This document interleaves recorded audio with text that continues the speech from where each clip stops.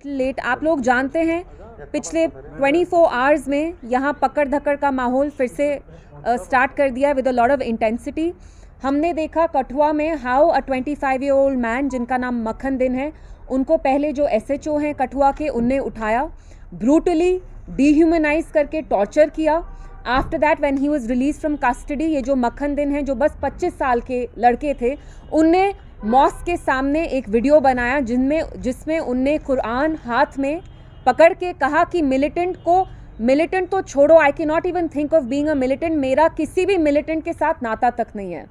उसके बाद हमने देखा बारामूला में एक ट्रक ड्राइवर 36-year-old मैन जिनका नाम वसीम मीर है, जो एक डेली वेजर थे। मैं उनकी फैमिलीज़ और रिलेटिव्स के अभी ट्विटर पे मैंने एक वीडियो देखा जिसमें कहा कि हम अपने गाँव में इनका एग्जाम्पल देते थे, इतने शरीफ थे।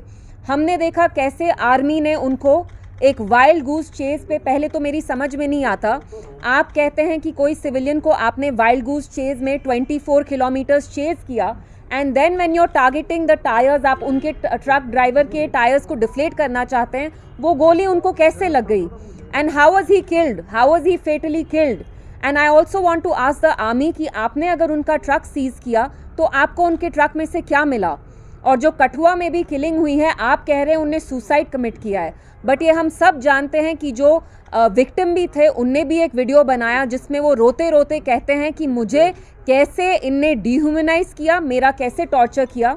और मैं एक सवाल जो यहाँ की सरकार है मैं उनसे भी पूछना चाहती हूँ कि हमने देखा जब 2024 में अक्टूबर में इलेक्शंस हुए, कैसे भारी अक्सरियत से जम्मू कश्मीर पूरे रीजन में आपको लोगों ने इतना बड़ा मैंडेट दिया, इतनी भारी अक्सरियत से आपको लोगों ने ये रिस्पॉन्सिबिलिटी समाई दी। आपको ये रिस्पॉन्सिबिलिटी लोगों ने आपको इसलिए दी क्योंकि उनको लगा पिछले 5-6 साल में, स्पेशली जब से आर्टिकल 370 हटा, यहाँ आर्म्ड फोर्सेस हैं या जो यहाँ ब्यूरोक्रेटिक रूल चल रहा है, कोई अकाउंटेबिलिटी नहीं है, ना लोगों की सेंस ऑफ सेफ्टी है ना सिक्योरिटी है। मैं आज NC सरकार से पूछना चाहती हूँ कि आप लोगों के मुंह पे ताला क्यों है? अगर आप हमारे लोगों को sense of safety and security नहीं दे सकते तो आप कुर्सी पे क्यों आए हैं? क्योंकि जब LG साहब की यहाँ एडमिनिस्ट्रेशन थी तब भी सेम माहौल था, पकड़ धकड़ का माहौल था।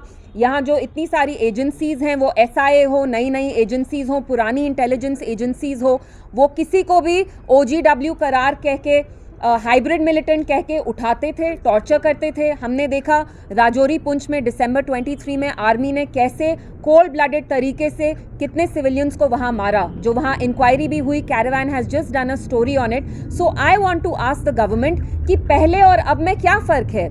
50 MLA होने के बावजूद भी आप यहाँ के लोगों को इज्जत नहीं दे रहे, उनको सेंस ऑफ सिक्योरिटी नहीं दे रहे, उनकी डिग्निटी नहीं दे रहे। तो आपको लोगों ने यहाँ क्यों चुना?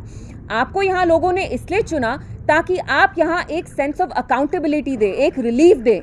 जैसे पहले यहाँ 5-6 साल में ह्यूमन राइट्स वायलेशंस होते आ रहे हैं, वो कहीं ना कहीं रुक जाते, अकाउंटेबिलिटी आती। लेकिन हमने देखा पिछले 2 दिन में कैसे दिन दहाड़े 2 लड़कों को मारा गया है, कोल्ड ब्लडेड मर्डर है, वो कठुआ हो या वो यहाँ बारामूला में हो, वसीम मीर जिनको शूट किया आर्मी ने। और मेरा आर्मी से सवाल है, जो हमारे यहाँ पुलिस है उनसे सवाल है, क्या आप OGW militant, hybrid militant terminology, ambiguous terms use करके हम सबको मिलिटेंट करार ठहराएंगे? क्या यहाँ पे सारे बैठे हुए लोग हम क्या मिलिटेंट हैं? How is it fair? हमने देखा है आर्मी में, पुलिस में कुछ officers are the black sheep, वो कैसे ह्यूमन राइट्स वायलेशंस करते हैं, लेकिन फिर भी I say you can not paint everybody with the same brush. So my question to the police, my question to the armed forces is that how can you dub every Kashmiri as a militant? How can you paint all of us with the same brush? Are we all militants here? For how long will you keep exploiting this unbridled impunity that you have, whether it's through ASPA, whether it's through other laws that give you a wide scope of these powers, कि आप किसी भी लड़के को जाके गांव में से उठाते हैं, कहते हैं फलाना है, हाइब्रिड मिलिटेंट है, OGW है। कब तक आप ये टर्मिनोलॉजी यूज करते करते हमारे नौजवानों का खून बहाएंगे? जब हम ये नहीं कह सकते कि all police is full of black sheep, how can you paint all Kashmiris as militants? And मेरा फिर से NC सरकार से यही सवाल है कि आज आपके मुंह पर ताला क्यों है?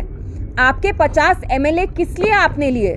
ताकि आप आज मुंह बंद करके बैठें जब हमारे नौजवानों का खून बह रहा है, जब 25 साल के लड़के को पुलिस टॉर्चर करती है and then he is found dead. यहाँ बारामूला में वसीम मीर हैं जिनको आर्मी ने मारा, and I want to ask them what did you find from the truck, has any evidence been found? I am pretty sure they won't find anything. तो मेरा मकसद यहाँ आने का यही था, मैं आपसे बात करना चाहती थी। हमारे जो जम्मू कश्मीर की पूरी आवाम है, वो नौजवान हो, बुजुर्ग हो, there is a gripping sense of fear, insecurity, there is no sense of safety, there is no sense of dignity. और जो 3 महीने पहले एलजी सरकार में चल रहा था, एडमिनिस्ट्रेशन में सरकार, एनसी सरकार बनने के बाद भी आप देखिए, the chief minister being the head of the state has not issued a single statement condemning either of these killings. So I want to ask them, आपकी तो हिस्ट्री रही है एनसी की, जब से आप 40s में 1947 में NC has normalized every act of betrayal that has been heaped upon the people of Jammu and Kashmir. They have normalized everything. So today I want to ask you, why are you normalizing this? कुर्सी के लिए आप यहाँ के लोगों को कितना जलील करेंगे? पहले तो हमारा अपना प्राइम मिनिस्टर था, झंडा था, कानून थे, आइन था, आज देने को कुछ नहीं है। तो आपकी कॉन्शियंस जो इतनी सिलेक्टिव है, मैं एनसी से पूछना चाहती हूँ, कब तक आप ये करते रहेंगे? कब तक आप ये जो हर एक एक्ट ऑफ बिट्रेयल है आप उसको नॉर्मलाइज करेंगे? क्योंकि आपको कुर्सी की ग्रीड है, you want to capture power at any at any expense. So my whole purpose of coming here was speaking to the press about these human rights violations, 2 very serious grave human rights violations that have happened within the span of 24 hours. And I want to make it very clear to the police and the armed forces, we are not here to impede or imperil your investigation in any case. We understand even you have a responsibility to protect, to uphold the law and order in Jammu and Kashmir. But at the same time, you cannot dub everybody as an OGW, you cannot dub everybody as a hybrid militant. यहाँ पे home ministry claim करती है कि normal सी, तो ये कैसी normal सी है कि आप हम सबको शक की निगाह से देखते हैं? आप कब तक हम सबको शक की निगाह से देखेंगे? आप तो कहते हैं 370 हटाने के बाद यहाँ इंटीग्रेशन हुआ, तो ये कौन सी इंटीग्रेशन है? इमोशनल इंटीग्रेशन कहाँ है जब आप हमें ऐसी गंदी शक की निगाह से देखते हैं? तो मैं यहाँ आके यही कुछ बातें आपसे करना चाहती थी।